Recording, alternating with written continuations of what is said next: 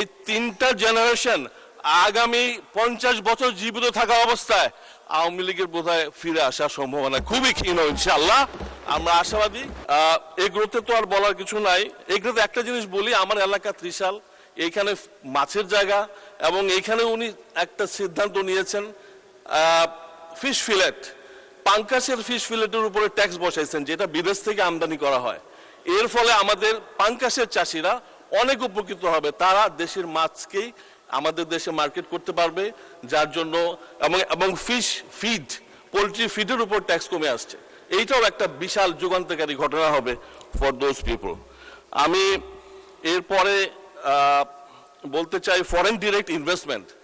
এইটা তো মানে 7 দিনের কোম্পানি রেজিস্ট্রেশন, 14 দিনের মধ্যে সব লিগ্যাল ডকুমেন্টস রেডি করা, ডেফিনেটলি এইটার কোনো তুলনাই হয় না, এটা কখনোই হয় না এই দেশে। প্রতি সপ্তাহে সর্বোচ্চবার বিকাশ পেমেন্টে 50 জন হবেন পেমেন্ট চ্যাম্পিয়ন। জিতে নিন টিভি সহ আকর্ষণীয় সব প্রাইজ।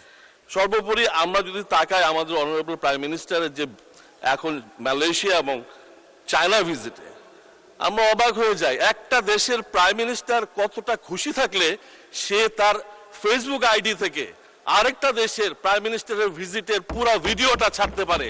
মাননীয় প্রধানমন্ত্রী আমাদেরকে আজকে বাংলাদেশকে সেই উচ্চতায় নিয়ে গেছে, যে উচ্চতায় আরেকটা দেশের আনোয়ার ইব্রাহিমের মতো মানুষ তার নিজের আইডি থেকে এটা প্রচার করছে। আমি অনুরোধ করব আমাদের অপোজিশন যারা আছেন, Jamaat, NCP, they are our brothers, they were before with us, আন্দোলনের সময় আমাদের সাথে ছিল এবং ওনারা ভবিষ্যতেও আমাদের সাথে থাকবেন।